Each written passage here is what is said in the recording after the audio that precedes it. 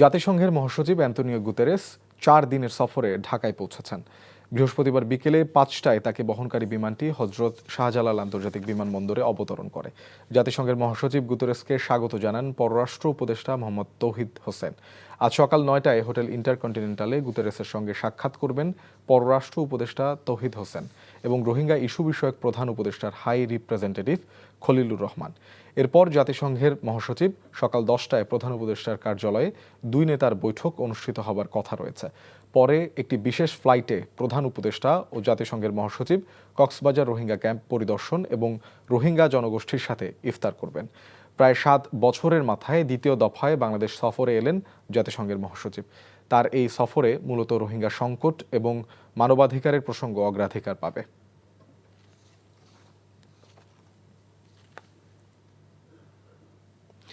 বাংলাদেশ নিয়ে ভারতের মন্তব্য অভ্যন্তরীণ বিষয় হস্তক্ষেপের শামিল বলে মন্তব্য করেছেন পররাষ্ট্র মন্ত্রণালয়ের মুখপাত্র রফিকুল আলম। বৃহস্পতিবার মন্ত্রণালয়ের নিয়মিত ব্রিফিংয়ে সাংবাদিকদের প্রশ্নের জবাবে তিনি কথা বলেন। এর আগে সচিবালয়ে বাংলাদেশ ও গাম্বিয়ার মধ্যে কূটনৈতিক ও সরকারি পাসপোর্টধারীদের ভিসা অব্যাহতি নিয়ে সমঝোতা স্মারক সই করেন দুই দেশের প্রতিনিধিরা। পরে পররাষ্ট্র মন্ত্রণালয়ের সাপ্তাহিক ব্রিফিংয়ে বাংলাদেশের নির্বাচন, আইন শৃঙ্খলা ও সংখ্যালঘু সংক্রান্ত বিষয়ে ভারতের মন্তব্য অযাচিত বলেও মন্তব্য করেন রফিকুল ইসলাম। জাতিসংঘের মহাসচিব অ্যান্তোনিও গুতেরেসের বাংলাদেশ সফর নিয়ে কথা বলেন পররাষ্ট্র মন্ত্রণালয়ের মুখপাত্র। জানান, সফরে রোহিঙ্গা সংকট সমাধানে আলোচনা হবে। তিনি আরও জানান, শেখ হাসিনাকে ফিরিয়ে আনার ব্যাপারে এখনও উত্তর দেয়নি ভারত।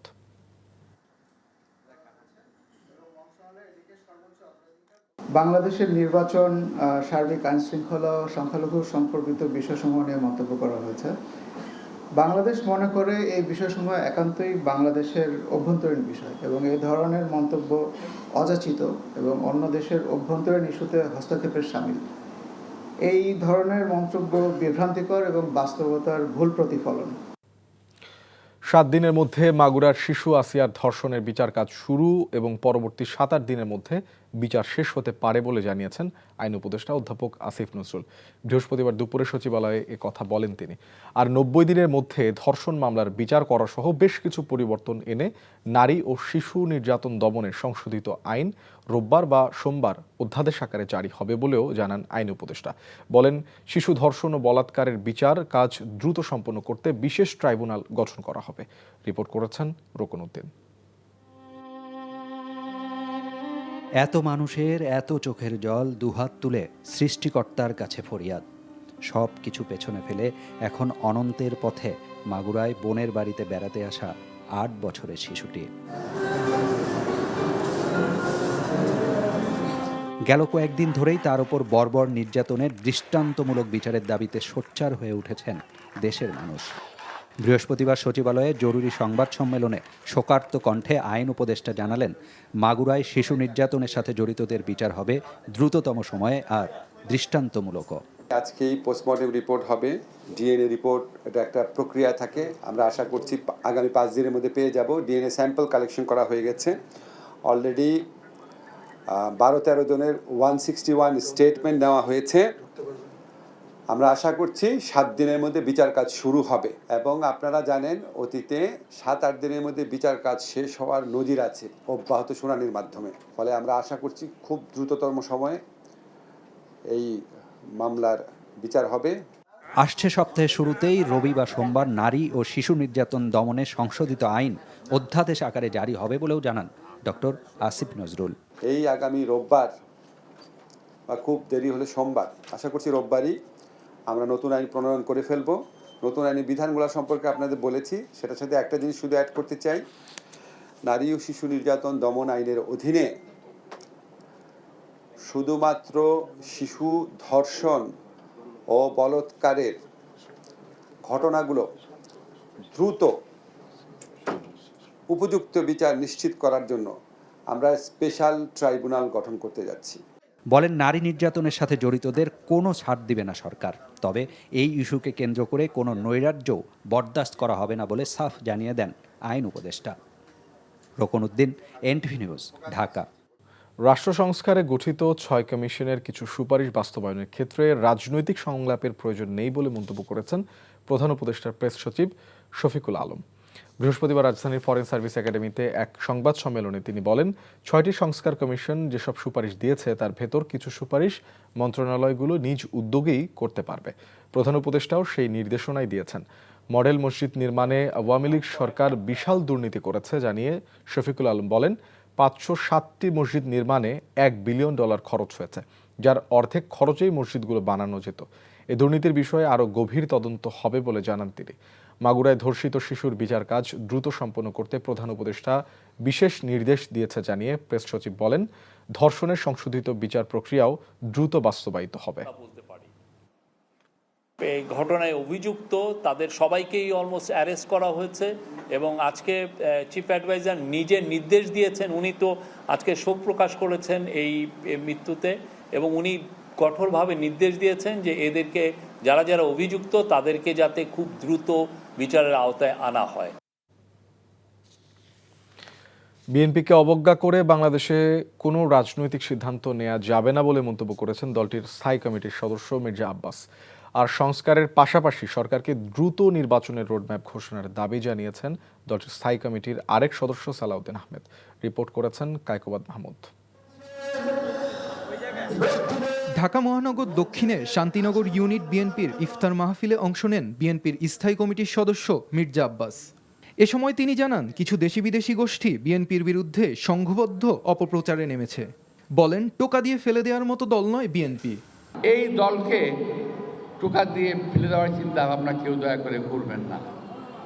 অনেকে ভাবছেন যা ভাবছেন করে ফেলবেন না। বিএনপিকে অবজ্ঞা করে, বিএনপিকে খাটো করে বাংলাদেশে কোনো রাজনৈতিক সিদ্ধান্ত জনগণের পক্ষে সিদ্ধান্তকে বাতিল করতে পারবে না। একই সাথে সকলকে ঐক্যবদ্ধ হয়ে দেশের জন্য কাজ করার আহ্বান জানান মির্জা আব্বাস। যারা বিএনপিতে অনুপ্রবেশ করে বিএনপিকে কলুষিত করার চেষ্টা করছেন, যারা আমাদের 17 বছরের অর্জনকে ধ্বংস করার চেষ্টা করছেন, তারা সাবধান হয়ে যান। অপরদিকে গণ অধিকার পরিষদ আয়োজিত ইফতার মাহফিলে অংশ নিয়ে বিএনপির স্থায়ী কমিটির সদস্য সালাউদ্দিন আহমেদ দাবি জানান নির্বাচনের রোডম্যাপের। জাতীয় ঐক্যমতের ভিত্তিতে সেই সংস্কারগুলো আমরা গ্রহণ করা, সেগুলো বাস্তবায়ন করা, এগুলো দীর্ঘ সময়ের ব্যাপার। এটা স্বল্পমেয়াদী, দীর্ঘমেয়াদী, মধ্যমেয়াদী সংস্কার বাস্তবায়নের বিষয়। কিন্তু ইতিমধ্যে আমাদের জাতীয় সংসদ নির্বাচনের জন্য সমস্ত প্রস্তুতি নিতে হবে। Kaykobad Mahmud, NTV news, Dhaka. ভবিষ্যতে বিএনপি ক্ষমতায় গেলে দেশের তথ্য প্রযুক্তি খাতকে রাজনীতিকরণ করবে না বলে জানিয়েছেন বিএনপির স্থায়ী কমিটির সদস্য আমির খসরু মাহমুদ চৌধুরী। বৃহস্পতিবার বিকেলে রাজধানীর গুলশান ক্লাবে ইউনাইটেড আইসিটি ফোরাম আয়োজিত ইফতার মাহফিলে কথা বলেন তিনি। এ সময় ইউনাইটেড আইসিটি ফোরামের আহ্বায়ক ফয়সাল আলিম তুলে ধরেন, বিগত আওয়ামী লীগ সরকারের সময় তথ্য প্রযুক্তি খাতে দলীয়করণ ও দুর্নীতির চিত্র। বিএনপির স্থায়ী কমিটির সদস্য আমির খসরু মাহমুদ চৌধুরী বলেন, সরকার গঠন করলে দেশে বেকারত্ব দূরীকরণ ও অর্থনীতিকে গতিশীল করতে দেশের তথ্য প্রযুক্তি খাতকে অগ্রাধিকার দেবে বিএনপি। দেশের উদ্যোক্তাদের দিকে পলিসি মেকারদের একটা ভাবনা থাকা উচিত। একটা লেভেল প্লেইং ফিল্ড থাকলো, সকলের ইকুয়াল অ্যাক্সেস থাকতো, অপরচুনিটি থাকতো, তাহলে সেটা হওয়ার কোনো সুযোগ ছিল না। আমি আপনাদেরকে অ্যাসিওর করতে চাই, একটা don't make it a political organisation. এটাকে পলিটিসাইজ করবেন না। And I can assure you, আমাদের পক্ষ থেকে এই সেক্টরকে পলিটিসাইজ করার কোনো উদ্দেশ্য আমাদের না। আমরা আজকের এই প্ল্যাটফর্ম থেকে তাই একটা সমন্বিত কর্মসূচির আহ্বান জানাবো, যাতে কিনা আগামী দিনে টোটাল আইসিটি সেক্টর এমনভাবে কাজ করে যাতে অতীতের যে দুর্বিষহ দিনগুলো আমাদেরকে দেখতে হয়েছে এগুলো আর দেখতে না হয়।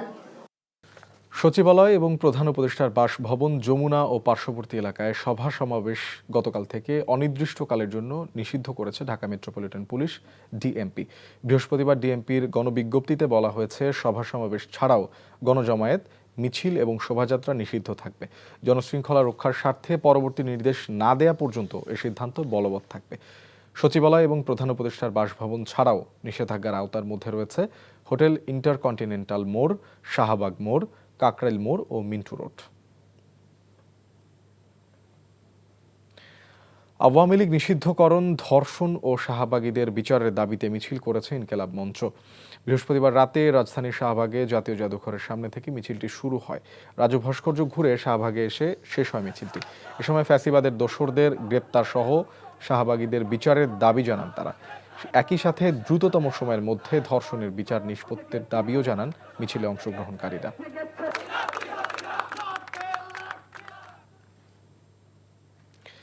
মাগুরায় ধর্ষণের শিকার হয়ে মৃত্যুবরণ করা শিশু আসিয়ার গায়বানা জানাজা অনুষ্ঠিত হয়েছে ঢাকা বিশ্ববিদ্যালয় ক্যাম্পাসে। বৃহস্পতিবার রাতে বিশ্ববিদ্যালয়ের ভিসি চত্বরে এই গায়বানা জানাজা অনুষ্ঠিত হয়। এ সময় উপস্থিত ছিলেন উপাচার্য সহ বিশ্ববিদ্যালয়ের শিক্ষার্থীরা। পরে অভিযুক্ত ঘাতকের সর্বোচ্চ বিচারের দাবিতে প্রতীকী কফিন নিয়ে ক্যাম্পাসে বিক্ষোভ মিছিল করেন তারা। এরপর টিএসসি রাজু ভাস্কর্যের পাদদেশে সমাবেশ করেন শিক্ষার্থীরা। এ সময় তারা ঘাতকের দ্রুত সর্বোচ্চ শাস্তির দাবি করেন।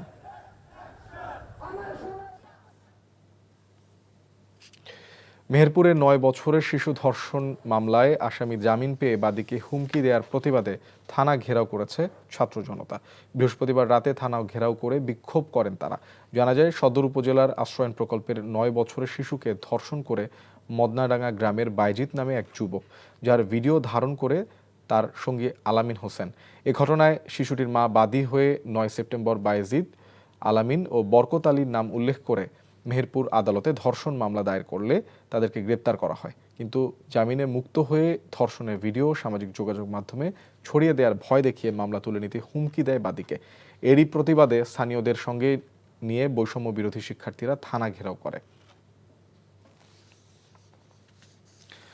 বাংলাদেশ সশস্ত্র বাহিনীতে কর্মরত সেনাবাহিনীর ক্যাপ্টেন ও তদূর্ধ্ব সমমর্যাদার কর্মকর্তাদের নির্বাহী ম্যাজিস্ট্রেটের ক্ষমতা আরও 2 মাস বাড়িয়েছে সরকার। বৃহস্পতিবার জনপ্রশাসন মন্ত্রণালয় এ সংক্রান্ত প্রজ্ঞাপন জারি করে। বলা হয়, 15 মার্চ থেকে 60 দিন এ সিদ্ধান্ত বলবৎ থাকবে। সশস্ত্র বাহিনীতে কর্মরত কর্মকর্তা ছাড়াও কোস্টগার্ড ও বিজিবিতে প্রেষণে নিয়োজিত কর্মকর্তারাও এ ক্ষমতা পাবেন বলে প্রজ্ঞাপনে জানানো হয়েছে। গত 17 সেপ্টেম্বর সশস্ত্র বাহিনীকে নির্বাহী ম্যাজিস্ট্রেটের ক্ষমতা দেওয়া হয়। পরে নভেম্বর এবং জানুয়ারিতে 2 মাস করে মেয়াদ বাড়ানো হয়েছিল। এখন এ মেয়াদ আরও 2 মাস বাড়ল।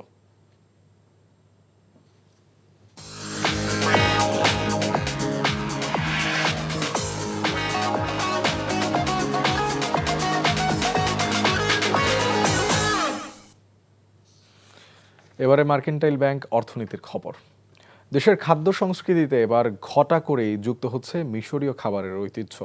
দেশটির সুস্বাদু কুইজিন ও সংস্কৃতিকে তুলে ধরতে শুরু হয়েছে মিশরীয় খাদ্য উৎসব। বৃহস্পতিবার সন্ধ্যায় রাজধানীর সোনারগাঁও হোটেলে এই উৎসবের উদ্বোধন করেন ঢাকায় নিযুক্ত মিশর দূতাবাসের deputy chief of mission Sohela মাহরান।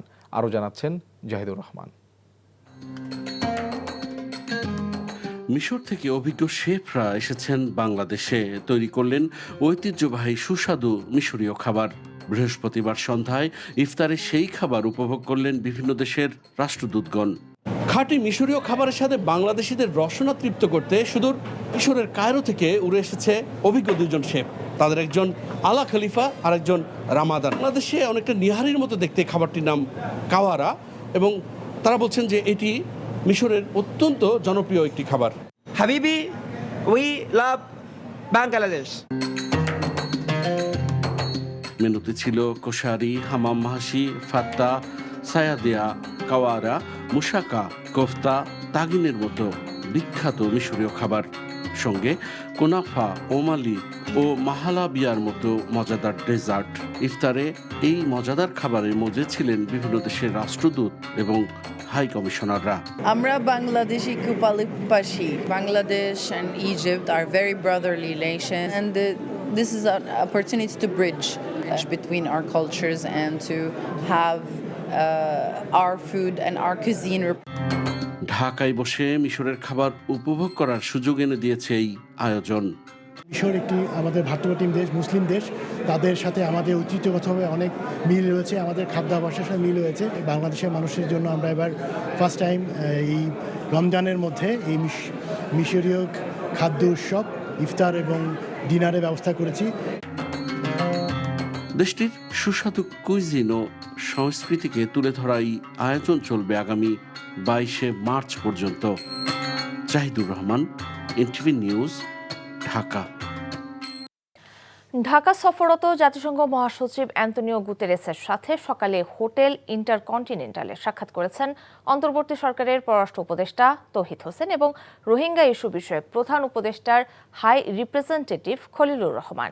কিছুক্ষণ আগে প্রধান উপদেষ্টার কার্যালয়ে বৈঠকে বসেছেন অ্যান্তোনিও গুতেরেস ও প্রধান উপদেষ্টা অধ্যাপক ডক্টর মোহাম্মদ ইউনূস। আজ আরও পরের দিকে একটি বিশেষ ফ্লাইটে প্রধান উপদেষ্টা ও জাতিসংঘ মহাসচিব কক্সবাজার রোহিঙ্গা ক্যাম্প পরিদর্শন এবং রোহিঙ্গা জনগোষ্ঠীর সাথে ইফতারে অংশ নেবেন। জাতিসংঘের মহাসচিব অ্যান্তোনিও গুতেরেস 4 দিনের সফরে গতকাল বিকেল 5টায় ঢাকা পৌঁছান। প্রায় 7 বছরের মাথায় দ্বিতীয় দফা বাংলাদেশ সফরে এলেন জাতিসংঘের মহাসচিব। তার এই সফরে মূলত রোহিঙ্গা সংকট এবং মানবাধিকারের প্রসঙ্গ অগ্রাধিকার পাবে।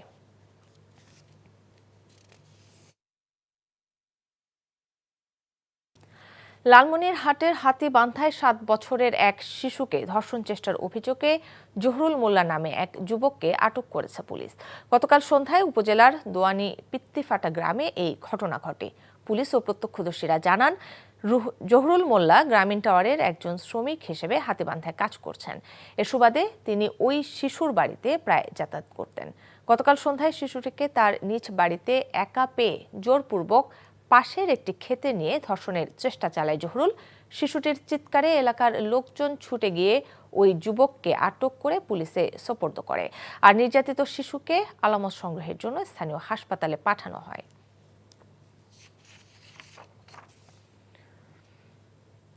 অতীতে বিশেষ করে আওয়ামী লীগ আমলে ধর্ষণের বিচার না হওয়া, এমনকি ধর্ষকদের পুরস্কৃত করার কারণে দেশে ধর্ষণ বৃদ্ধি পেয়েছে বলে মন্তব্য করেছেন জাতীয়তাবাদী মহিলা দলের সভাপতি আফরোজা আব্বাস।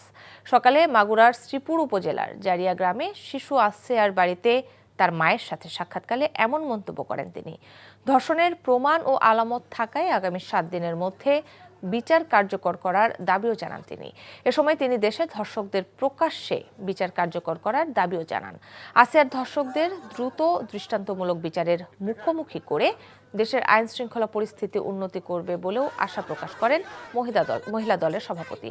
এ সময় আসিয়ার পরিবারকে বিএনপির ভারপ্রাপ্ত চেয়ারম্যান তারেক রহমানের পক্ষ থেকে আর্থিক সহায়তা প্রদান করেন আফরোজা আব্বাস। বিচারের দীর্ঘসূত্রতা এবং প্রকৃত অপরাধীরা শাস্তি না পাওয়ায় ধর্ষণ কমছে না, এমন মন্তব্য বিশেষজ্ঞদের। আর তাই বিশেষ ট্রাইব্যুনাল গঠন করে দ্রুত বিচারের তাগিদ দেন তারা। সে সাথে বিকৃত মস্তিষ্কের অপরাধীদের নিয়ে গবেষণা বাড়াতে মনোবিজ্ঞানীদের পরামর্শ দিয়েছেন বিশ্লেষকরা। তাদের দাবি, হাইকোর্টে রুল অনুযায়ী সরকারি বেসরকারি সব প্রতিষ্ঠানে যৌন নিপীড়ন সেল গঠন করতে হবে। ধর্ষণের ভয়াবহতা এবং প্রতিরোধে করণীয় নিয়ে মুকসিমুল আহসানের 2 পর্বের ধারাবাহিকের আজ দেখুন শেষ পর্ব। একদিকে অনেক ধর্ষণের ঘটনাই সমাজে গোপন থেকে যায়, তার উপর যতগুলো প্রকাশিত হয় সেগুলো নিয়েও ভুক্তভোগীদের মাঝে মামলা করার প্রবণতা কম।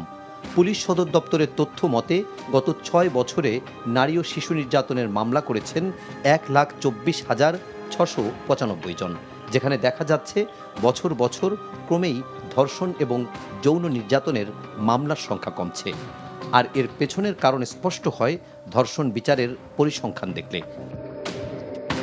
নারী অধিকার নিয়ে কাজ করা বেসরকারি সংস্থা নারী পক্ষের গবেষণা অনুযায়ী 2011 সাল থেকে 2018 সাল পর্যন্ত বাংলাদেশে 4,372টি ধর্ষণ মামলা হয়েছে, যার মধ্যে মাত্র 5টি মামলায় দোষীরা শাস্তি পেয়েছে। এমন পরিসংখ্যান থেকে সহজেই বোঝা যায় ধর্ষণের বিচার ব্যবস্থার দুর্বলতা। ধর্ষণের বিচার হয় না, ধর্ষণের বিচার খুব টাফ, অনেক নিয়ম পদ্ধতি ময়নাতদন্ত লাগে, এই রিপোর্ট পেতে দেরি হয়। আমাদের একসময় আমরা দেখেছিলাম যে ওয়ান স্টেপ সেন্টার, এক সেন্টারের মধ্যে সব কিছু হবে। আমি জানি না এটা বলবৎ আছে কিনা, ওটা না থাকলে ওটাকে খুব বেগবান করতে হবে, ওটা সক্রিয় করতে হবে এবং দ্রুত বিচার করতে হবে। যে আইনগুলোতে ফাঁকফোকর আছে, যে কারণে আসামি বেরিয়ে আসে, বেল পে, যেটা নন বেলেবল অফেন্সে বেল পে আসে, কি কারণে আসে সেটা একটা দেখা দরকার। দেখেন, আমরা তো যমুনা সেতু করি, পদ্মা সেতু করি, মেট্রো রেল করি, এত কিছু করি, এগুলো তো ম্যাটেরিয়াল, কিন্তু একটা রাষ্ট্রের জীবনমান উন্নয়ন করাটা কিন্তু খুব জরুরি। ভর্তুকি দিয়ে হলেও গভর্নমেন্ট থেকে আপনি মামলা পরিচালনার নেন, দায়িত্বটা নেন।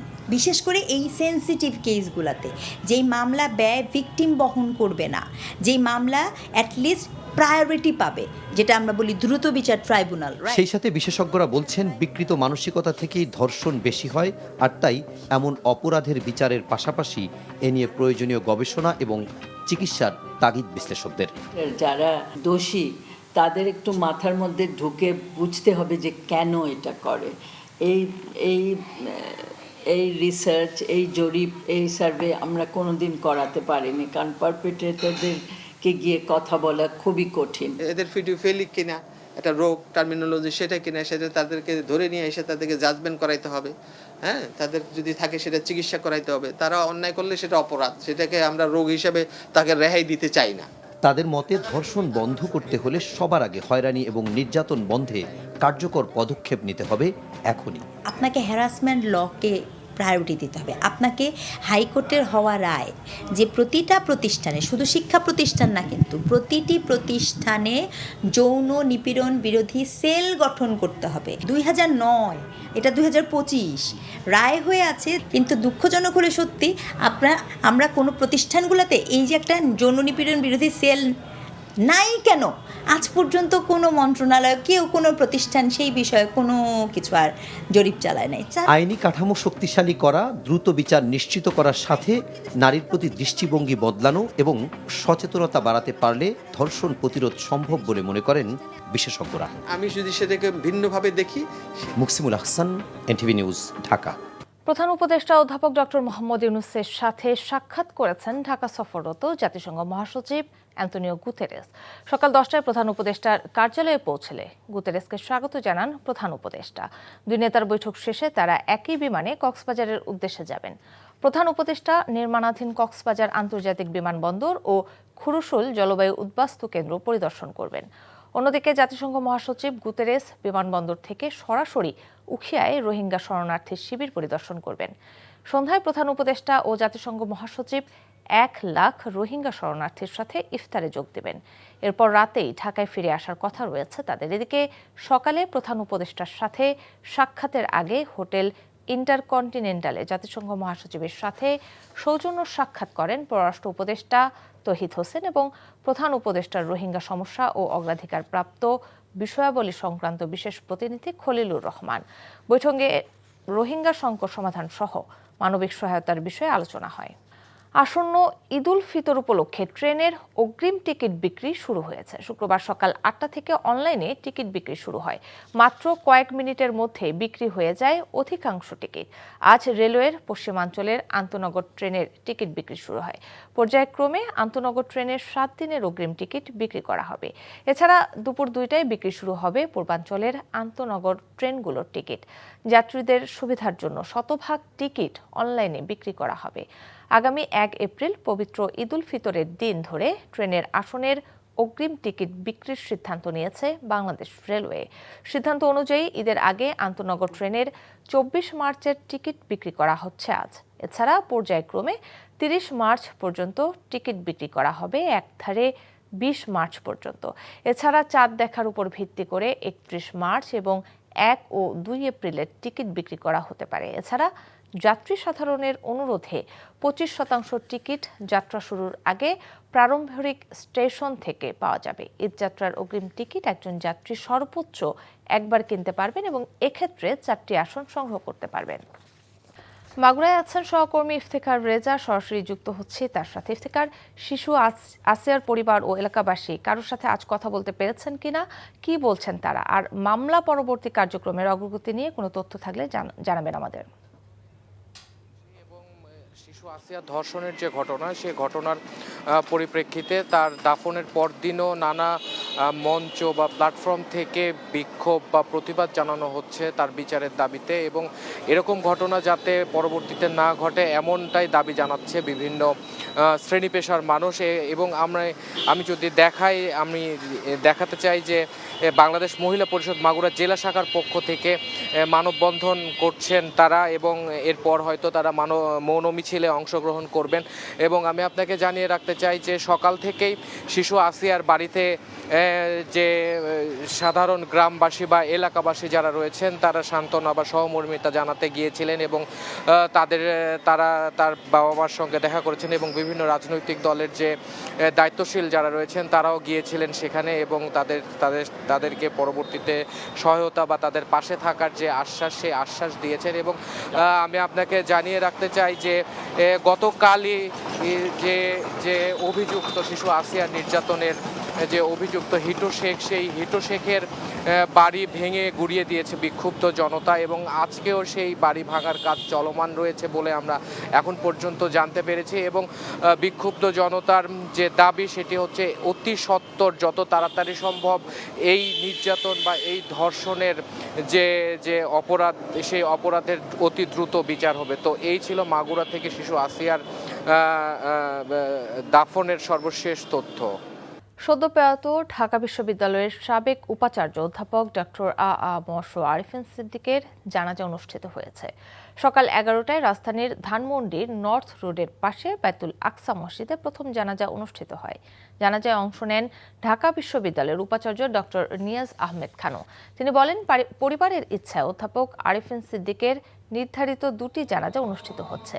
জুমার নামাজের পর ধানমন্ডি ঈদগাহ মাঠে অনুষ্ঠিত হবে দ্বিতীয় জানাজা। পরে আজমপুর কবরস্থানে বাবা মায়ের কবরের পাশে তাকে দাফন করা হবে বলে জানিয়েছে তার পরিবার। বৃহস্পতিবার রাত 10:45 মস্তিষ্কে স্ট্রোক ও রক্তক্ষরণজনিত কারণে ইব্রাহিম কার্ডিয়াক হাসপাতালে চিকিৎসাধীন অবস্থায় তিনি মারা যান।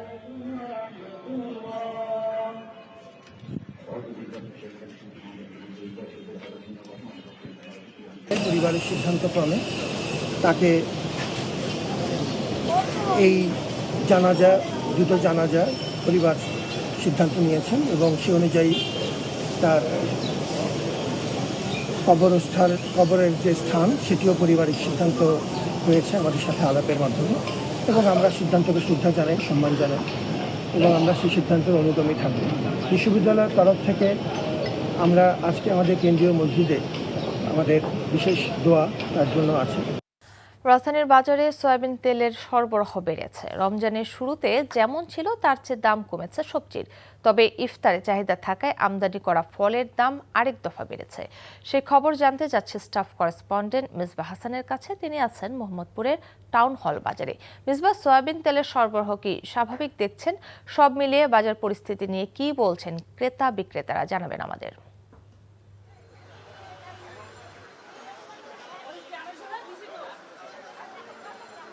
কাকলি, রমজানের দ্বিতীয় সপ্তাহে সে তুলনায় বাজার কিন্তু প্রথম সপ্তাহে যে আমরা স্থিতিশীল দেখেছিলাম অনেকটা, বিশেষ করে রমজানের নিত্য প্রয়োজনীয় পণ্য ছোলা খেজুর থেকে শুরু করে বাজারের পণ্য সেই তুলনায় কিন্তু কমই ছিল। আজকেও বাজার পরিস্থিতি আমরা দেখেছি কম আছে। আমরা গেল 3 থেকে 4 মাস ধরে বলছিলেন যেটা সয়াবিন তেলের বাজারে যে অস্থিরতা, সয়াবিন তেলের সেই অস্থিরতা এখন কিছুটা কমেছে, সরবরাহ অনেকটা স্বাভাবিক হয়েছে। তবে পর্যাপ্ত নয় সে স্বাভাবিকটা, সেটি আমাদেরকে বিক্রেতা এবং ক্রেতারা উভয়ের সাথে কথা বলে আমরা জানতে পেরেছি। তবে এই স্থিতিশীল বাজারে একটুখানি বাড়িয়েছে, সেটি হলো চালের মূল্য, যেটি স্বাভাবিক ক্রেতারা সাধারণত খেয়ে থাকেন 28 চাল, সেটি কিন্তু স্থিতিশীল রয়েছে। তবে দাম বেড়েছে কিন্তু মিনিকেট চালের, সেটি কিন্তু গেল 2 মাস আগে সেটি দাঁড়িয়েছিল 85 টাকা পর্যন্ত, এখন কোনো ক্ষেত্রে 90 টাকা, আবার কোনো রকম ভেদে কিন্তু সেটি দাম কোনো ক্ষেত্রে 100 টাকা পর্যন্ত ছুঁয়েছে। তবে ব্রয়লার মুরগির দামটা এখনও আগের দামে স্থিতিশীল রয়েছে, 200 টাকা 190 টাকা বিক্রি হচ্ছে। তবে কমেছে সোনালির দাম। সোনালি কিন্তু এখন বাজারে পাওয়া যাচ্ছে, যেটি 320 থেকে 350 টাকা পর্যন্ত কোনো ক্ষেত্রে বিক্রি হয়েছে, সেটি এখন 260 থেকে 280 টাকার মধ্যে পাওয়া যাচ্ছে। এছাড়া বাজারে লেবুর দামটা এখনও অস্থিতিশীল রয়েছে, লেবুর দাম এখনও পর্যন্ত 100 টাকা পর্যন্ত হালি বিক্রি হচ্ছে। ওভারঅল বাজার পরিস্থিতি যদি বলার চেষ্টা করি, এখন পর্যন্ত ওই স্থিতিশীল রয়েছে, শুধুমাত্র লেবু এবং এছাড়া 2-1টি পণ্য ছাড়া কিন্তু বাজার মোটামুটি স্বাভাবিক অবস্থায় রয়েছে। এই ছিল সবশেষ কাকলি। মিসবাহ, আপনাকে ধন্যবাদ। দর্শক, জানছিলাম রাজধানীর বাজার পরিস্থিতির খবর। একজন শাহিদার গল্প অনেকের অনুপ্রেরণা। 21 বছর ধরে করছেন কালো সোনা খ্যাত পেঁয়াজ বীজের আবাদ, হয়েছেন কোটিপতি কৃষক, কর্মসংস্থানের যোগান দিয়েছেন অনেককে, পেয়েছেন সেরা কৃষক, এগ্রিকালচারালি ইম্পর্টেন্ট পার্সন সহ নানা পুরস্কার। তিনি ফরিদপুরের সফল উদ্যোক্তা। তার দেখাদেখি এ চাষ করে স্বাবলম্বী অসংখ্য কৃষক। বাম্পার ফলনে চলতি বছর 500 কোটি টাকার পেঁয়াজ বীজ উৎপাদনের আশা কৃষি বিভাগের। ফরিদপুর থেকে সঞ্জীব দাসের পাঠানো তথ্য ও ছবিতে শওকত করিমের ডেস্ক রিপোর্ট। সাদা ফুল, বীজ কালো, স্বর্ণের মতো দাম, তাই কালো সোনা এর নাম। আধুনিক ও লাভজনক কৃষিতে এগিয়ে এসেছেন নারীরাও। এমনই এক সফল কৃষক উদ্যোক্তা ফরিদপুর শহরতলির অম্বিকাপুরের গৃহবধূ শাহিদা বেগম। 2004 সালে পা রাখেন কৃষির অঙ্গনে। মাত্র 40% জমিতে শুরু করেন পেঁয়াজ বীজের আবাদ। নিষ্ঠা, সততা আর পরিশ্রম দিয়ে এখন তা পরিণত করেছেন 100 একর জমিতে। আমি যখন শুরু করি অনেক বাধা, অনেক কথার মধ্যেও আমি কারো কথায় কান্না দিয়ে আমি আমার মতো কাজ করি। তখন আমরা শুরু করার পরে এখন আমাদের এলাকায় আমার দেখা দেখি করে অনেকেই এই বীজ করে। পেঁয়াজের বীজটা আর পেঁয়াজের যে ঘাটতি আছে, এই ঘাটতি আমাদের দেশের পূরণ হবে এবং আমরা বাহিরে দিতে পারবো, আমাদের বাহিরে থেকে আনতে হবে না। সেই লক্ষ্যে আমরা কাজ করতে। চোখের সীমানা পেরিয়ে যায় পেঁয়াজ বীজের ক্ষেত। ফুলে ফুলে লুকিয়ে আছে কৃষকের সোনালী স্বপ্ন। চলছে শেষ মুহূর্তের পরিচর্যা, পরাগায়নের কাজ। ছোট শিশুর মতো যত্ন করতে হয় এসব বীজের। নভেম্বর-ডিসেম্বরে আবাদ শুরু হয়ে ফলন ওঠে এপ্রিল-মেতে। পরাগায়ন করলে এই স্পটগুলো মনে করেন নিচে পড়িয়া 20টা 16 আনা ফোটে এবং সিটা হয় না। আমার দীর্ঘ অনেক দিন থেকে কাজ করি। জমি আছে প্রায় 100 একর, লোকজন আছে 50 থেকে 60 জন। নারী পুরুষ দিয়ে আমরা বহুত লোক কাজ করি, যা বেতন দেয় আল্লাহর রহমতে আমাদের দিন মজুরি ভালোই যায়। সার্বিক তত্ত্বাবধান ও কৃষকদের পরামর্শ দিয়ে যাচ্ছে কৃষি বিভাগ। পেঁয়াজ বীজ উৎপাদনের যে বিভিন্ন কলা কৌশল আছে, বিশেষ করে পেঁয়াজ বীজ উৎপাদনের সময় যে পরাগায়নের দরকার হয়, হ্যান্ড পরাগায়ন, এবং অন্য যে রোগবালাই বা পোকামাকড়ের যে ব্যবস্থাপনা, সেই ব্যবস্থাপনা সম্পর্কে তাদেরকে বিভিন্ন সময় পরামর্শ দেওয়া হয় এবং ক্ষুদ্র কৃষকদের নিয়ে বিভিন্ন সময় আমরা এই ব্যাপারে গ্রুপ মিটিং করে থাকি। দেশে পেঁয়াজ উৎপাদনে দ্বিতীয় এ জেলা। পাশাপাশি 50% পেঁয়াজ বীজ বা কালো সোনার চাহিদা মেটায় এখানকার কৃষকরা। শুরুতে নিজের ভাগ্য, এরপর দেশের অর্থনীতি বদলের স্বপ্ন দেখছেন শাহিদার মতো উদ্যোক্তারা। শওকত করিম, এনটিভি নিউজ ডেস্ক। যুদ্ধবিরতির চুক্তি লঙ্ঘন করে গাজায় অব্যাহতভাবে হামলা চালাচ্ছে ইসরায়েল।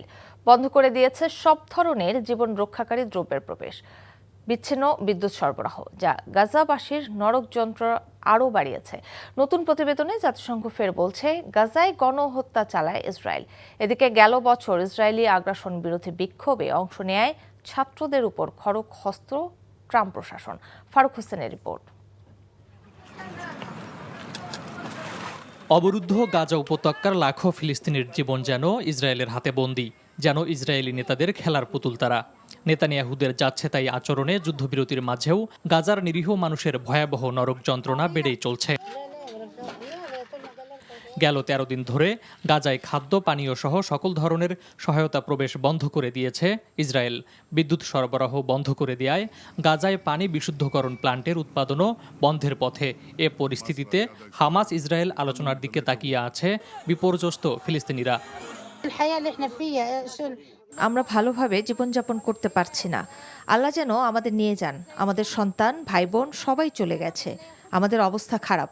বাথরুম নেই, স্বাস্থ্যকর খাবার নেই, সুপেয় জল নেই, বিদ্যুৎ নেই। নারীদের স্বাস্থ্যসেবা কেন্দ্রগুলো ধ্বংস ও যৌন সহিংসতাকে যুদ্ধ কৌশল হিসাবে ব্যবহার করে ইসরায়েল গাজায় গণহত্যামূলক কর্মকাণ্ড চালিয়েছে বলে নতুন এক প্রতিবেদনে জানায় জাতিসংঘ। ফিলিস্তিনিদের আত্মনিয়ন্ত্রণের অধিকার ক্ষুণ্ণ করতে ইসরায়েল তাদের বিরুদ্ধে যৌন, প্রজনন ও অন্যান্য ধরনের লিঙ্গভিত্তিক সহিংসতা ব্যবহার করেছে। যৌন ও প্রজনন স্বাস্থ্যসেবা কেন্দ্রগুলোকে ধ্বংস করে গণহত্যামূলক কার্যক্রম চালায় ইসরায়েল। গাজায় যুদ্ধবিরতির প্রথম পর্যায় শেষে দ্বিতীয় পর্যায় নিয়ে আলোচনা ও বাস্তবায়নের কথা থাকলেও গড়িমসি করছে ইসরায়েল। প্রথম পর্যায়ে আরও 60 দিনের জন্য বাড়ানোর বিনিময়ে আরও ইসরায়েলি জিম্মির মুক্তি দাবি করছে তারা। কিন্তু চুক্তি অনুযায়ী দ্বিতীয় পর্যায়ের শর্ত মানলেই মুক্তি পাবেন ইসরায়েলি জিম্মিরা। এদিকে গেল বছর যুক্তরাষ্ট্র জুড়ে গাজায় ইসরায়েলি আগ্রাসন বিরোধী ছাত্র বিক্ষোভে অংশ নেয় কলাম্বিয়া বিশ্ববিদ্যালয়ের শিক্ষার্থী মাহমুদ খলিলকে ইতোমধ্যেই আটক করেছে মার্কিন অভিবাসন কর্তৃপক্ষ। তার মুক্তির দাবিতে যখন আন্দোলন চলছে তখন আরও ২২ শিক্ষার্থীর ডিগ্রি স্থগিত, বহিষ্কার বা বাতিল করেছে বিশ্ববিদ্যালয়টি। Faruk Hossain, NTV international desk. Mushfiqur Rahim Mahmudullah রিয়াদের অবসরে দলে যে শূন্যতা তৈরি হয়েছে তা পূরণে নির্বাচক তথা ম্যানেজমেন্টকে গুরুত্বপূর্ণ সিদ্ধান্ত নিতে হবে। ক্রিকেটারদের মাঠে থেকে বিদায়ের সংস্কৃতি এখনও গড়ে না ওঠা দুঃখজনক বলে জানিয়েছেন বাংলাদেশ দলের সাবেক অধিনায়ক খালেদ মাহমুদ পাইলট। ২০২৭ বিশ্বকাপে বাংলাদেশ দল শুধু অংশ নিতেই খেলবে নাকি চ্যাম্পিয়ন হতে, সে বিষয়ে এখনই স্পষ্ট করা উচিত মনে করেন পাইলট। রিপোর্ট কুশলী আসিরের।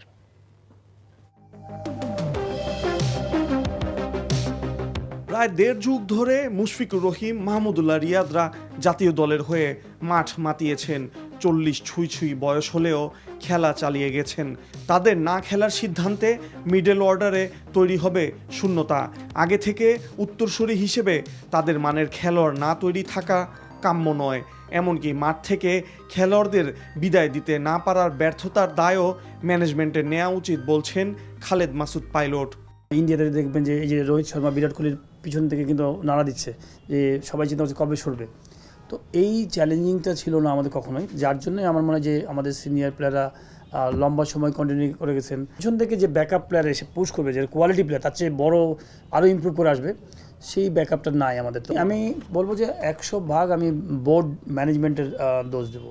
কখন তুমি কোন সময় রিটায়ারমেন্টে যেতে চাও, আমি তোমাকে একটা হিংস দিচ্ছি যে আমরা ব্যাকআপ প্লেয়ার পেয়ে গেছি, নেক্সট 2টা সিরিজের মধ্যে তুমি ডিসিশন নাও।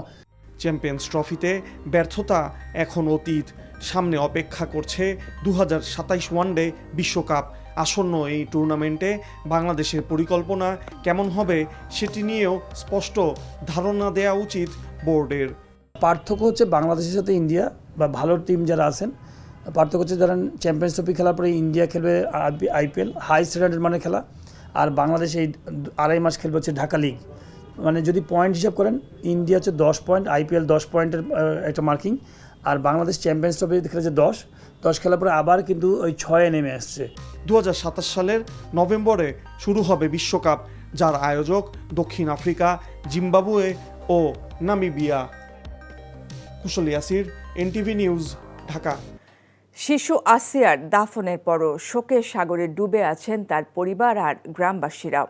এমন বর্বর নির্যাতন আর করুণ মৃত্যু দৃষ্টান্তমূলক বিচারের দাবি জানাচ্ছেন সবাই। দ্রুততার সাথে বিচার কাজ শেষ করে দোষীদের শাস্তি নিশ্চিত করতে আজও মাগুরায় প্রতিবাদ কর্মসূচি পালন করছেন বিভিন্ন সামাজিক ও সাংস্কৃতিক সংগঠনের নেতাকর্মীরা। মাগুরা থেকে ইফতেখার রেজার রিপোর্ট। দীর্ঘ ৮ দিনের লড়াই আর অবর্ণনীয় যন্ত্রণা বুকে নিয়ে হারিয়ে গেছে ছোট্ট শিশু আসিয়া। মৃত্যুর আগের দিনগুলোতে যন্ত্রণায় কুঁকড়ে ওঠা শরীরের ভেতরে মানসিক যে যন্ত্রণা তিলে তিলে কুড়ে কুড়ে খেয়েছে তা তো আর জানাই গেল না। শিশু আসিয়ার পরিবারকে সান্ত্বনা ও সহমর্মিতা জানাতে শুক্রবার সকালেও অনেকেই আসেন জারিয়া গ্রামে। এমন বর্বরতায় এলাকাবাসী হয়েছেন লজ্জিত। আমরা মাগুরাবাসী লজ্জিত, আমরা মর্মাহত, আমরা কষ্টার্জিত, আমরা শোকাহত। আমরা চাচ্ছি এর কঠিন শাস্তি হোক। একদম শিশু বয়স থেকে বৃদ্ধ বয়স পর্যন্ত আমরা কেউই নিরাপদ নাই, অর্থাৎ ঘরেও না বাইরেও না। বাংলাদেশ মহিলা পরিষদের পক্ষ থেকে করা হয় মানববন্ধন ও মৌন মিছিল। ঘৃণিত এই কর্মকাণ্ডের দ্রুত বিচার ও অভিযুক্তের দৃষ্টান্তমূলক শাস্তি চান সবাই। সরকারের কাছে জোর দাবি যে এমন শাস্তির ব্যবস্থা করা হোক যাতে প্রত্যেকটা ধর্ষক ধর্ষণ করার আগে অন্তত 10 বার ভাবে যে আমার শাস্তিটা এমন হবে না। এখন ওই লোকটার কি হবে, ফাঁসি দিতে হবে, ওর পুকুর দিয়ে খাওয়াতে হবে, তাছাড়া উপায় নেই। আমার কলজা তো খালি হয়ে গেছে, তাহলে তার কি করবো কও। শুক্রবার সকালেই জাতীয়তাবাদী মহিলা দলের সভাপতি আফরোজা আব্বাস আসেন আসিয়ার পরিবারের সাথে সাক্ষাৎ করতে। বিএনপির ভারপ্রাপ্ত চেয়ারম্যান তারেক রহমানের পক্ষ থেকে দেন আর্থিক সহায়তা।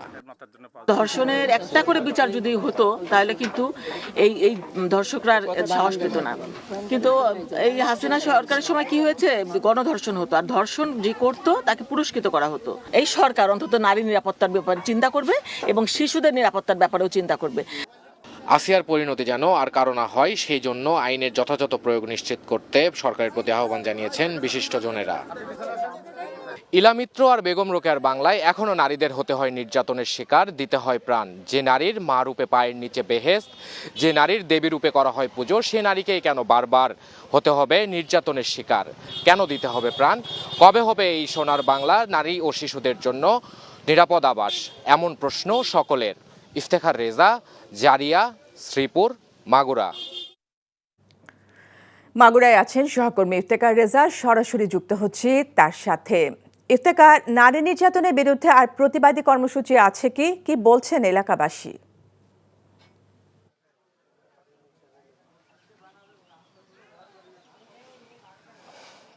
এই মুহূর্তে আমি দাঁড়িয়ে রয়েছি মাগুরার পৌরসভা এলাকায়, যে হিটু শেখের বাড়ি, সেই বাড়িতে আমরা এখন পর্যন্ত যেটা জানি, বাংলাদেশ মহিলা পরিষদের পক্ষ থেকে মৌন মিছিল এবং যে মানববন্ধন সেটি করা হয়েছে এবং পরবর্তীতে বিভিন্ন সংগঠন এবং বিভিন্ন যে মঞ্চগুলো রয়েছে সেই মঞ্চগুলো তারা প্রতিবাদ করার কথা রয়েছে এখন পর্যন্ত শহরের ভেতরে দুপুর বা বিকেল নাগাদ। এবং আমি আপনাকে যদি ক্যামেরার মাধ্যমে দেখাই যে এখন পর্যন্ত হিটু শেখের বাড়ির যে অবস্থা সেটি হচ্ছে যে এখনো ভাঙচুর কাজ চলছে এবং এলাকাবাসী, আসিয়ার এলাকার যে প্রতিবেশী রয়েছে বা গ্রামবাসী রয়েছে তাদের পাশাপাশি হিটু শেখের যে প্রতিবেশী বা গ্রামবাসী যারা রয়েছেন তারাও চান না তার কোনো চিহ্ন এই গ্রামে থাকুক। তারাও সমানভাবে লজ্জিত তার এই কর্মকাণ্ডে এবং তারাও অতি সত্বর তার বিচার কার্যকরের জন্য পদক্ষেপ নিতে দাবি এবং অনুরোধ জানাচ্ছেন সবাইকে। এবং তার হিটু শেখের যে চিহ্ন বা তার যে বসত ভিটা, সে ভিটা এখানে রাখতে চান না এবং পরবর্তীতে যাতে সে এখানে বসবাস না করতে পারেন সে ব্যবস্থায় তারা নিতে চান। তো এই ছিল হিটু শেখের বাড়ি ভিটা থেকে সর্বশেষ তথ্য। সারা দেশে নির্যাতিত নারী ও শিশুদের আইনি এবং স্বাস্থ্যগত সহায়তার জন্য বিশেষ সেল গঠন করেছে বিএনপি। শুক্রবার সকালে দলের কেন্দ্রীয় কার্যালয়ের সংবাদ সম্মেলনে বিএনপির সিনিয়র যুগ্ম মহাসচিব রুহুল কবির রিজভী বলেন, আওয়ামী লীগ আমলে অসংখ্য শিশু ও নারী নির্যাতন হয়েছে। সেই ঘটনার বিচার না হওয়ায় শিশু আসিয়ার মতো বর্বর ঘটনা সমাজে বাড়ছে। আসিয়া ধর্ষণের ঘটনার দ্রুত বিচার দাবি করেন রিজভী আহমেদ। নির্যাতিত নারী ও শিশুদের আইনি এবং স্বাস্থ্যগত সহায়তায় সারা জেলায় জেলায় বিশেষ সেল কাজ করবে বলে জানান বিএনপির এই নেতা। রমজানে স্থিতিশীল বাজারে কিছুটা উত্তাপ ছড়িয়েছে মিনিকেট চাল। কেজিতে বেড়েছে 2 থেকে 3 টাকা। সংকট কাটিয়ে কিছুটা বেড়েছে বোতলজাত সয়াবিন তেলের সরবরাহ। এছাড়া এক হালি লেবু কিনতেই গুনতে হচ্ছে 100 টাকার বেশি। মেজবাহ হাসানের রিপোর্ট। গেল বছর রমজানে যে বেগুনের দাম ছাড়িয়েছিল শতকের ঘর, সেই বেগুন এবার মিলছে 60 থেকে 80 টাকায়। এমন প্রতিটি সবজির দাম এবছর অনেকটাই হাতের নাগালে। রমজানের প্রথম সপ্তাহের মতোই স্থিতিশীল রয়েছে এই বাজার। ব্রয়লার মুরগি ওঠানামার মধ্যে থাকলেও কেজিতে 50 টাকা পর্যন্ত কমেছে সোনালী মুরগির দাম। তবে চড়া লেবুর দাম। শসা 120 টাকা, লেবু 120 টাকা হালি। সোনালী মুরগি এখন হইলো আপনার 270 টাকা কেজি আর ব্রয়লারটা 200 টাকা কেজি। অন্য যে কোনো সময় রমজানের তুলনায় এবার রমজানের স্বস্তি মিলেছে কতটা, প্রশ্ন ছিল ক্রেতাদের কাছে। যে অন্যবার অনেক বাড়তি থাকে যে সবজির দাম, কিন্তু এবার একটু আমার কাছে অনেকটাই কম লাগলো আর কি। মোটামুটি সব কিছুতেই সহনীয় মনে হচ্ছে। হঠাৎ বেড়েছে মিনিকেট চালের দাম। রকম ভেদে কেজি প্রতি বিক্রি হচ্ছে 85 থেকে 100 টাকা পর্যন্ত। খুচরা ব্যবসায়ীদের অভিযোগ, মজুদ থাকার পরও বাজার অস্থিতিশীল করতে দাম বাড়িয়েছে মিলাররা। যারা স্টক ব্যবসা করে তাদের কারসাজি বুঝলেনি, তারা ওরাই ওই কারসাজিটা ওদের, নাইলে চাউল জিনিসের কোনো অভাব নেই, চাউল আছে। আমার মিনিকেট যে বস্তা নিয়ে যাই 50 কেজির বস্তা, আগে নিছি 35, এখন আমাকে বলছেন 4000 উপরে চলে গেছে। কিছুটা বেড়েছে সয়াবিন তেলের সরবরাহ, তবে স্বাভাবিক হয়নি এখনো। মোটামুটি সব কোম্পানি দিতেছে 5 লিটার 2 লিটার 3 লিটার এখন আছে, আগের মতন এভেলেবেল না, তবে পর্যাপ্ত পরিমাণ আছে এখন বর্তমানে। আগের বাড়তি দামে বিক্রি হচ্ছে গরু ও খাসির মাংস। Mezbah Hasan, NTV news, Dhaka. ঢাকা বিশ্ববিদ্যালয়ের সাবেক উপাচার্য অধ্যাপক ডক্টর আরিফিন সিদ্দিকের নামাজে জানাজা অনুষ্ঠিত হয়েছে ধানমন্ডি ঈদগাহ মাঠে। এর আগে সকালে ধানমন্ডির বায়তুল আকসা মসজিদে প্রথম নামাজে জানাজা অনুষ্ঠিত হয়। আজিমপুর কবরস্থানে বাবা মায়ের কবরের পাশে তাকে দাফন করার কথা রয়েছে। রিপোর্টে জানাচ্ছেন শফি মাহমুদ সাগর। 6 মার্চ মাথায় আঘাতজনিত কারণে হাসপাতালে ভর্তি করা হয় ঢাকা বিশ্ববিদ্যালয়ের সাবেক ভিসি ডক্টর আরিফিন সিদ্দিককে। পরীক্ষা নিরীক্ষার পর জানা যায় স্ট্রোক করেছেন তিনি। অবস্থার অবনতি হলে তাকে ভেন্টিলেশন দেওয়া হয়। বৃহস্পতিবার রাত 10:45 ইব্রাহিম কার্ডিয়াক হাসপাতালে চিকিৎসাধীন অবস্থায় মারা যান তিনি। বাদজুমা ধানমন্ডি ঈদগাহ মাঠে অধ্যাপক আরেফিন সিদ্দিকের জানাজা অনুষ্ঠিত হয়।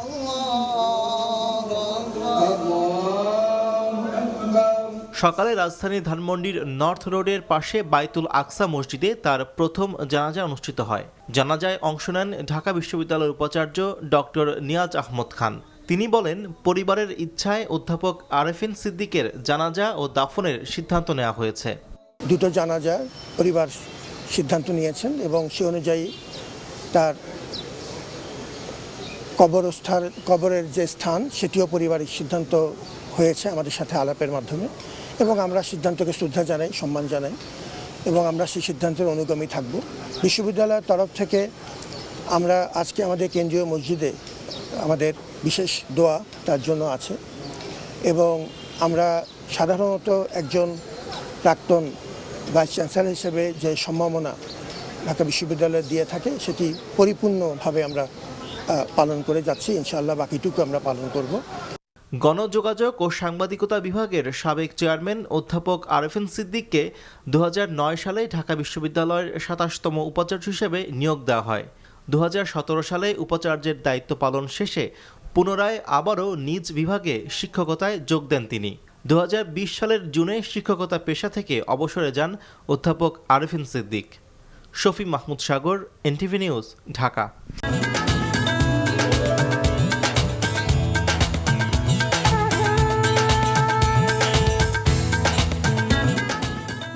আসসালামু আলাইকুম, আমি তৌফিক হোসেন স্বাগত জানাচ্ছি এনটিভি দেশের খবরে। ক্রাউন 7 শিরোনাম দেখছিলেন, এবার বলছি পুরো খবর।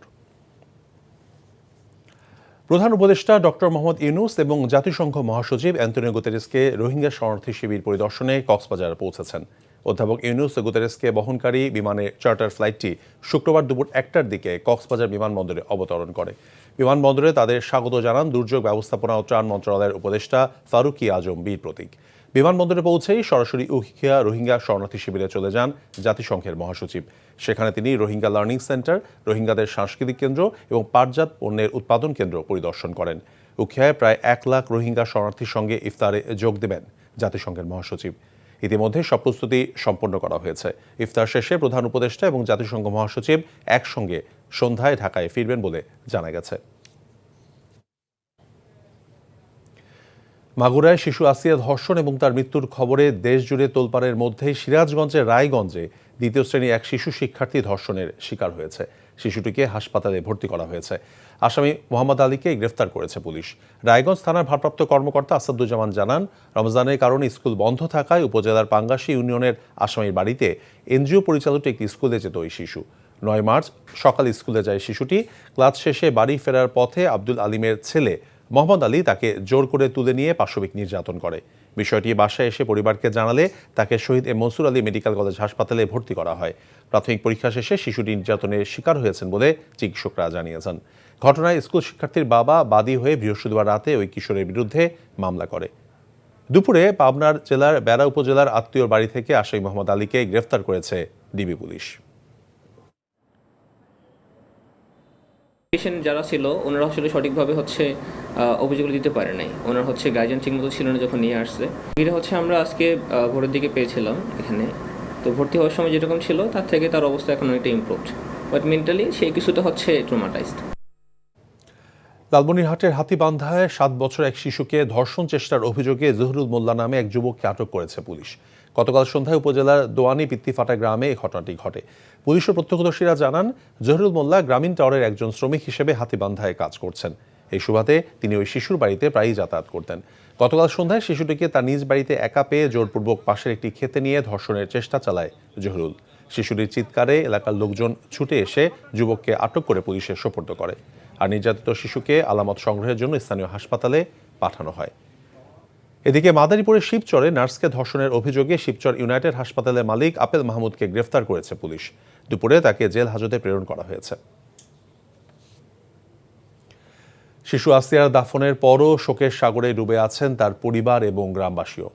এমন বর্বর নির্যাতন আর করুণ মৃত্যুর দৃষ্টান্তমূলক বিচারের দাবি জানাচ্ছেন সবাই। দ্রুততার সাথে বিচার কাজ শেষ করে দোষীদের শাস্তি নিশ্চিত করতে আজও মাগুরায় প্রতিবাদ কর্মসূচি পালন করেছেন বিভিন্ন সামাজিক এবং সাংস্কৃতিক সংগঠনের নেতাকর্মীরা। অজিত আইচের ক্যামেরায় মাগুরা থেকে ইফতেখার রেজার রিপোর্ট, সাথে ছিলেন শফিকুল ইসলাম শফিক। দীর্ঘ ৮ দিনের লড়াই আর অবর্ণনীয় যন্ত্রণা বুকে নিয়ে হারিয়ে গেছে ছোট্ট শিশু আসিয়া।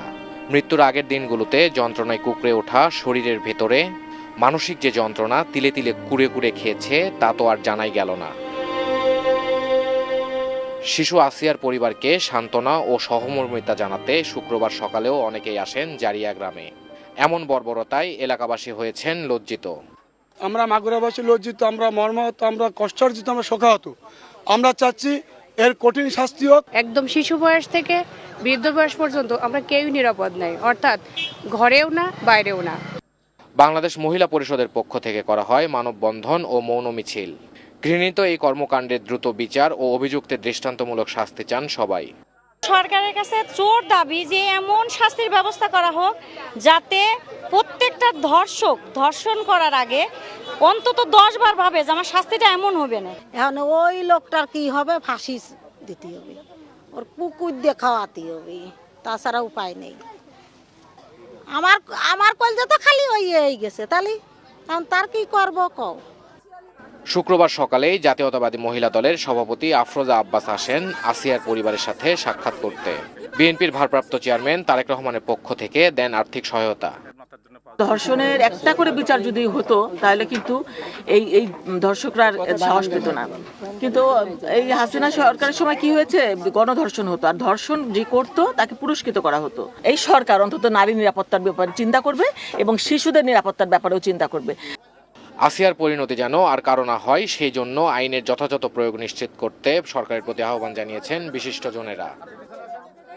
ইলামিত্র আর বেগম রোকেয়ার বাংলায় এখনো নারীদের হতে হয় নির্যাতনের শিকার, দিতে হয় প্রাণ। যে নারীর মা রূপে পায়ের নিচে বেহেশত, যে নারীর দেবী রূপে করা হয় পুজো, সে নারীকেই কেন বারবার হতে হবে নির্যাতনের শিকার? কেন দিতে হবে প্রাণ? কবে হবে এই সোনার বাংলা নারী ও শিশুদের জন্য নিরাপদ আবাস? এমন প্রশ্ন সকলের।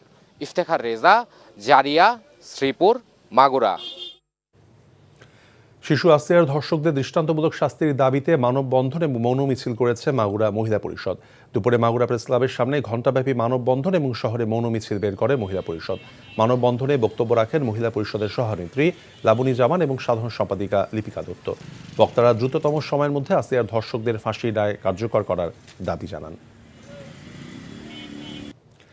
শরীয়তপুরের নড়িয়ায় পদ্মায় ডুবে যাওয়া বালুবাহী নৌযান থেকে 2 শ্রমিকের মৃতদেহ উদ্ধার করা হয়েছে। পুলিশ এলাকাবাসী জানান, গতকাল বিকেলে বেসরকারি ডুবুরি দল 130 ফুট পানির নিচে তলিয়ে থাকা নৌযান থেকে শ্রমিক আলামিন ও আরিফের মরদেহ উদ্ধার করে। এর আগে ফায়ার সার্ভিস ও বিআইডব্লিউটি এর ডুবুরি দল উদ্ধার অভিযান চালালেও লাশের সন্ধান পায়নি। গভীর রাতে হঠাৎ নৌযানের রশি ছিঁড়ে যায়, তখন নৌযানে 2 জন শ্রমিক ঘুমিয়েছিলেন, তারাও তলিয়ে যান। একজন শাহিদার গল্প অনেকেরই অনুপ্রেরণা। 21 বছর ধরে করছেন কালো সোনা খ্যাত পেঁয়াজের বীজের আবাদ, হয়েছেন কোটিপতি কৃষক। কর্মসংস্থানের যোগান দিয়েছেন অনেককেই, পেয়েছেন সেরা কৃষক, এগ্রিকালচার ইম্পর্টেন্ট পার্সন সহ নানান পুরস্কার। তিনি ফরিদপুরের সফল উদ্যোক্তা, তার দেখা দেখি এ চাষ করে স্বাবলম্বী হয়েছেন অসংখ্য কৃষক।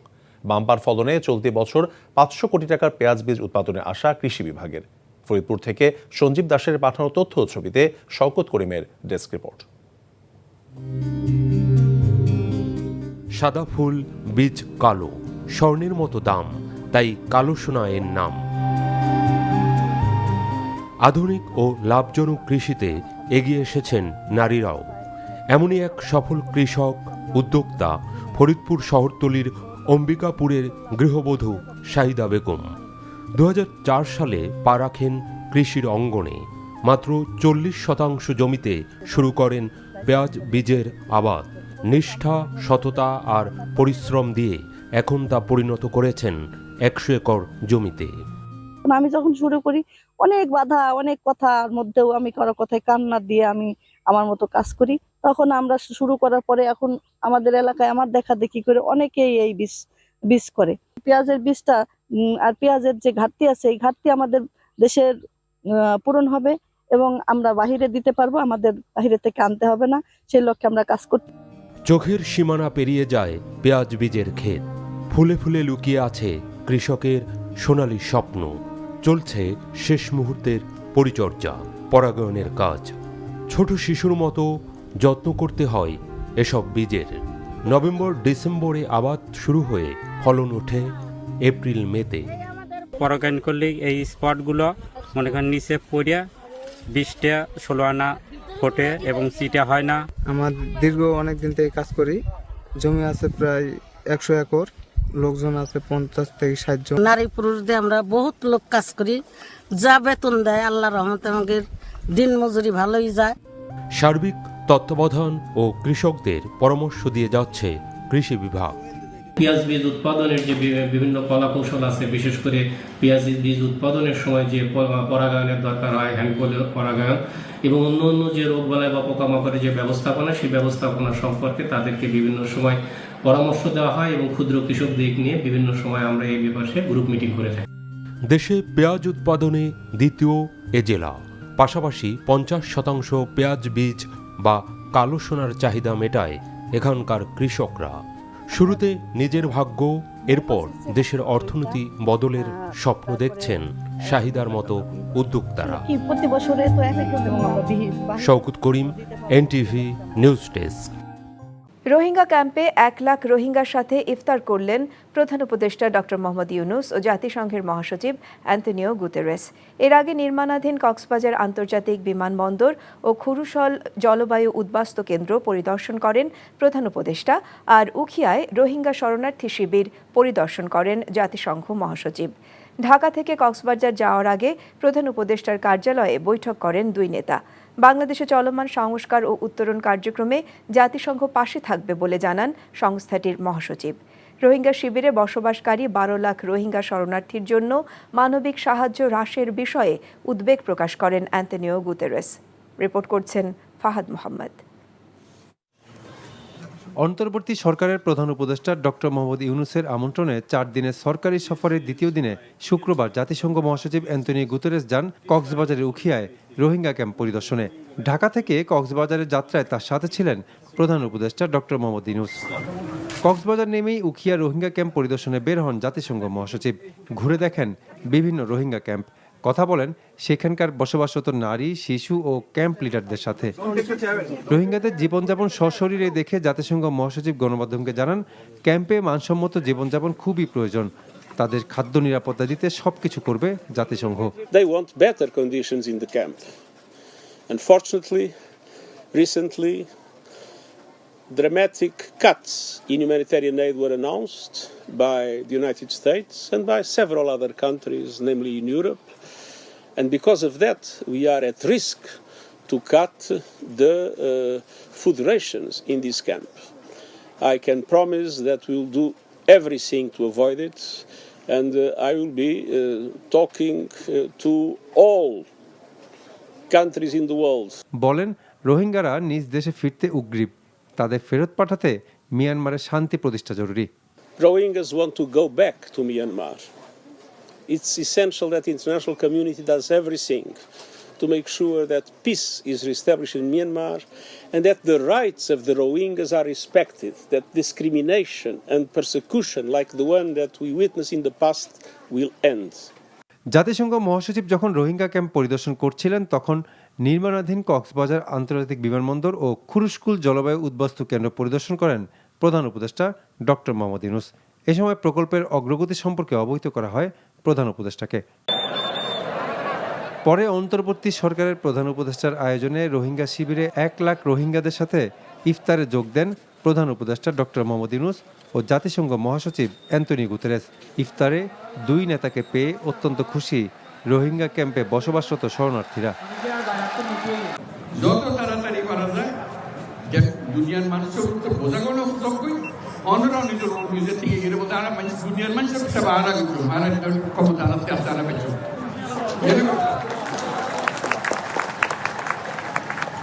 এই খবরখান দেখেন তো যারা জানি আর শুধু সুযোগ কেন যারা নিজের বাড়ি ফিরে দেখতে পারে ইয়ে বুঝছি না কথা বলতে এখন দুনিয়ার মানুষের ইয়ে বোঝান করে এর আগে শুক্রবার সকালে প্রধান উপদেষ্টার কার্যালয়ে প্রধান উপদেষ্টা ডক্টর মোহাম্মদ ইউনূসের সাথে সাক্ষাৎ করেন ঢাকা সফররত জাতিসংঘ মহাসচিব অ্যান্তোনিও গুতেরেস। জাতিসংঘ মহাসচিব প্রধান উপদেষ্টার কার্যালয়ে পৌঁছালে গুতেরেসকে স্বাগত জানান প্রধান উপদেষ্টা ডক্টর মোহাম্মদ ইউনূস। প্রায় 1.5 ঘন্টার বৈঠকে নানা বিষয় নিয়ে আলোচনা হয় দুই নেতার মধ্যে। বাংলাদেশের চলমান সংস্কার ও উত্তরণ কার্যক্রমে জাতিসংঘ পাশে থাকবে বলে জানান সংস্থাটির মহাসচিব অ্যান্তোনিও গুতেরেস। রোহিঙ্গা শিবিরে বসবাসকারী 12 লাখ রোহিঙ্গা শরণার্থীর জন্য মানবিক সাহায্য হ্রাসের বিষয়ে উদ্বেগ প্রকাশও করেন জাতিসংঘ মহাসচিব। Fahad Mohammad, NTV news, Dhaka. মাগুরায় শিশু আসিয়া ধর্ষণ ও তার মৃত্যুর খবরে দেশজুড়ে তোলপাড়ের মধ্যেই সিরাজগঞ্জের রায়গঞ্জে 2য় শ্রেণীর এক শিশু শিক্ষার্থী ধর্ষণের শিকার হয়েছে। শিশুটিকে হাসপাতালে ভর্তি করা হয়েছে। আসামি মোহাম্মদ আলীকে গ্রেপ্তার করেছে পুলিশ। রায়গঞ্জ থানার ভারপ্রাপ্ত কর্মকর্তা আসাদুজ্জামান জানান, রমজানের কারণে স্কুল বন্ধ থাকায় উপজেলার পাঙ্গাশী ইউনিয়নের আসামির বাড়িতে এনজিও পরিচালিত একটি স্কুলে যেত ওই শিশু। 9 মার্চ সকালে স্কুলে যায় ওই শিশু। ক্লাস শেষে ফেরার পথে আব্দুল আলিমের ছেলে মোহাম্মদ আলী তাকে জোর করে তুলে নিয়ে গিয়ে পাশবিক নির্যাতন করে। বিষয়টি বাসায় এসে পরিবারকে জানালে তাকে Shaheed M Mansur Ali medical college হাসপাতালে ভর্তি করা হয়। প্রাথমিক পরীক্ষা শেষে শিশুটি নির্যাতনের শিকার হয়েছে বলে চিকিৎসকরা জানায়। ঘটনায় স্কুল ছাত্রীর বাবা বাদী হয়ে বৃহস্পতিবার রাতে ওই কিশোরের বিরুদ্ধে থানায় মামলা দায়ের করে। দুপুরে পাবনা জেলার বেড়া উপজেলায় আত্মীয়র বাড়ি থেকে আসামি মোহাম্মদ আলীকে গ্রেপ্তার করেছে ডিবি পুলিশ। যারা ছিল ওনারা আসলে সঠিকভাবে অভিযোগগুলো দিতে পারে নাই। ওনার গার্জিয়ান ঠিক মতো ছিল না যখন নিয়ে আসছে। এটা আমরা আজকে ভোরের দিকে পেয়েছিলাম এখানে। তো ভর্তি হওয়ার সময় যেরকম ছিল তার থেকে তার অবস্থা এখন অনেকটা ইমপ্রুভড, বাট মেন্টালি সেই কিছুটা ট্রমাটাইজড। শিশু আসিয়া সহ দেশের সব মর্মান্তিক ঘটনার বিচার নিশ্চিতের দাবি জানিয়েছেন বিএনপির স্থায়ী কমিটির সদস্য মির্জা আব্বাস। সুবিধাভোগী না হয়ে সুষ্ঠু সাংবাদিকতার আহ্বানও জানান তিনি। আর সারা দেশে নির্যাতিত নারী ও শিশুদের আইনি এবং স্বাস্থ্যগত সহায়তার জন্য বিশেষ সেল গঠন করা হয়েছে বলে জানান দলটির সিনিয়র যুগ্ম মহাসচিব রুহুল কবির রিজভী। আপেল শাহরিয়ারের রিপোর্ট। রাজধানীর নয়াপল্টনে বিএনপির কার্যালয়ে সংবাদ সম্মেলনে নারী ও শিশুদের আইনি এবং স্বাস্থ্যগত সহায়তার জন্য সেল গঠনের কথা জানান দলটির সিনিয়র যুগ্ম মহাসচিব রুহুল কবির রিজভী। বলেন, আওয়ামী লীগ আমলে অসংখ্য শিশু ও নারী নির্যাতিত হয়েছে। এই আসিয়ার ধর্ষণ এবং তার মৃত্যু নিয়ে আমাদের দলের ভারপ্রাপ্ত চেয়ারম্যান সার্বক্ষণিক কনসার্ন থেকেছেন এবং তার পরামর্শেই এই সেলটি গঠিত হয়েছে, আইনি ও স্বাস্থ্যসেবা সেল। এবং এরা এখন থেকে সার্বক্ষণিক এই যে ঘটনাগুলোর তারা তথ্য সংগ্রহ করা এবং এই ব্যাপারে তাদের সজাগ থাকা, এগুলোকে পর্যবেক্ষণ করা এবং দ্রুত কার্যকরী ব্যবস্থা নেওয়ার জন্য এই সেলটি কাজ করবে। ঢাকা রিপোর্টার্স ইউনিটিতে ইফতার মাহফিলে দেশে নারী নির্যাতন নিয়ে কথা বলেন দলটির স্থায়ী কমিটির সদস্য মির্জা আব্বাস। শিশু আসিয়ার অপরাধীদের দৃষ্টান্তমূলক শাস্তির দাবি জানান তিনি। বুকটাকে ছিন্ন ভিন্ন করে একটা মেয়ে চলে গেল গতকাল, আসিয়া। আমি তার আত্মার মাগফিরাত কামনা করছি। তো আসিয়ার সম্বন্ধে আপনারা লিখেছেন ভালো খুব, কিন্তু এইরকম আসিয়া একটি বাংলাদেশে আর নাই, কিংবা এই আসিয়ার চেয়ে করুণ আর কোনো ঘটনা নাই বাংলাদেশে। এই বাংলাদেশে কি তনু হত্যা হয় নাই, রেপ হয় নাই? এই বাংলাদেশে মুনিয়া রেপ হয় নাই? এই বাংলাদেশে আরও মহিলা রেপ হয় নাই? আপনারা লিখছেন না কেন? কেন লিখেন না? বলবেন? বলতে পারবেন না, কারণ আপনাদের সাংবাদিকদের অনেকেই জায়গা মতো বসে আছে। একই ইফতার মাহফিলে জামাতে ইসলামের আমির শফিকুর রহমান বলেন, রাজনীতি থেকে দেশ বড় হলেও রাজনীতিবিদরা তা প্রমাণে ব্যর্থ হয়েছে। রাজনীতির স্লোগানটা যদি সত্যি এমন হয়ে থাকে যে আমার চেয়ে দল বড়, দলের চেয়ে দেশ বড়, তাহলে দেশেরটাই বড় করে দেখার কথা ছিল। কিন্তু বাস্তবে রাজনীতিবিদরা তাদের কর্মকাণ্ডের মাধ্যমে এটার প্রমাণ তুলে ধরতে পারেননি। অন্য দোয়া মাহফিলে খেলাফত মজলিসের আমির মাওলানা মামুনুল হক হুঁশিয়ারি দিয়ে বলেন, দেশে আর কোনো ফ্যাসিবাদের স্থান হবে না। Apple Shahriar, NTV news, Dhaka. বিএনপির স্থায়ী কমিটির সদস্য আমির খসরু মাহমুদ চৌধুরী বলেছেন, বিএনপির আগামী দিনের রাজনীতি হবে মানুষের সাথে সম্পৃক্ত থাকা, মানুষকে ভালোবাসা, মানুষের সুখে দুঃখে পাশে থাকার। বিকেলে চট্টগ্রাম মহানগর মহিলা দলের ইফতার সামগ্রী বিতরণ অনুষ্ঠানে এসব কথা বলেন তিনি। বলেন, সন্ত্রাসীদের কারণে মনোবল হারানো যাবে না। দিন শেষে সন্ত্রাসীরা কোথাও থাকতে পারে না। আর আগামী দিনের রাজনীতিতে গুণগত পরিবর্তনের মাধ্যমে পুরো বাংলাদেশের পরিবর্তন সম্ভব বলেও জানান তিনি।